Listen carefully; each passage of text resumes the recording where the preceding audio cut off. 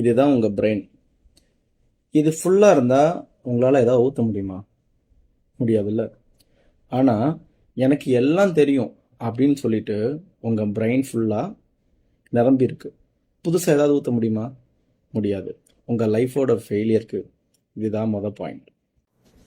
ஒரு அதிமேதாவி ஒருத்தர், ஊர்லேயே அவருக்கு தான் பெரிய அறிவுன்னு நினப்பு. அவருக்கே ஒரு குழப்பம். யார்கிட்ட கேட்டால் சரியாகும் நினைக்கும் போது அந்த ஊரில் ஒருத்தவங்க சொல்கிறாங்க, இந்த ஊருக்கு ஒரு ஜென் மாஸ்டர் வந்திருக்காருன்னு. உடனே அவரை பார்க்க கிளம்பிட்டு அவரை வரவேற்று ஒரு டீயை கப்பில் ஊற்றுறாரு.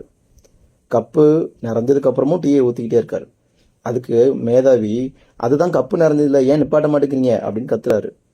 மாஸ்டர் சிரிச்சுக்கிட்டு, உன்னோட மனசுங்கிற கப்பும் ஃபுல்லாக இருக்கு, ஸ்ட்ரெஸ்ஸு, மனப்பதட்டம், பயம் அப்படின்னு அதெல்லாம் எடுத்து வெளியே போட்டுட்டு எம்டி கப்பாக வந்துரு, நான் சொல்கிறது உனக்கு புரியும்னு சொல்கிறார். சைக்காலஜியில் இதை காக்னேட்டிவ் ரெக்டிவிட்டின்னு சொல்லுவாங்க. மனசு ஃபுல்லாக இருந்ததுன்னா எதிர்மறை எண்ணங்களால் புதுசாக எதையும் கற்றுக்க முடியாது. மைண்ட் செட் க்ரோத் வேணும் அப்படின்னு நினச்சா நம்ம மனசில் இருக்கிற ஆன்சைட்டி, ஸ்ட்ரெஸ்ஸு இது எல்லாத்தையும் தூர போட்டுட்டு எம்டி கப்பாக வந்து இருக்கணும். Empty your mind before open your book. நீங்கள் புதுசாக ஒரு விஷயத்தை ஸ்டார்ட் பண்ணணும்னு நினச்சா முதல்ல நீங்கள் எம்டி கப்பாக இருக்கணும். இன்னையிலேருந்து நான் புதுசாக ஸ்டார்ட் பண்ணுறேன் அப்படின்னு சொல்கிறவங்க எம்டின்னு கமெண்ட் பண்ணுங்கள். நாளையிலேருந்து ஒரு புது வீடியோ பார்க்கணுன்னா என்னை ஃபாலோ பண்ணிக்கோங்க. உங்கள் ஃப்ரெண்ட்ஸ் இதே மாதிரி இருந்தால் இந்த வீடியோவை ஷேர் பண்ணுங்கள். முக்கியமாக பேரண்ட்ஸ் உங்கள் பசங்களை பார்க்க சொல்லுங்கள். நாளைக்கு ஒரு புது வீடியோவில் உங்களை வந்து சந்திக்கிறேன். நான் உங்கள் Arulram, life skill coach and trainer, Aim consulting.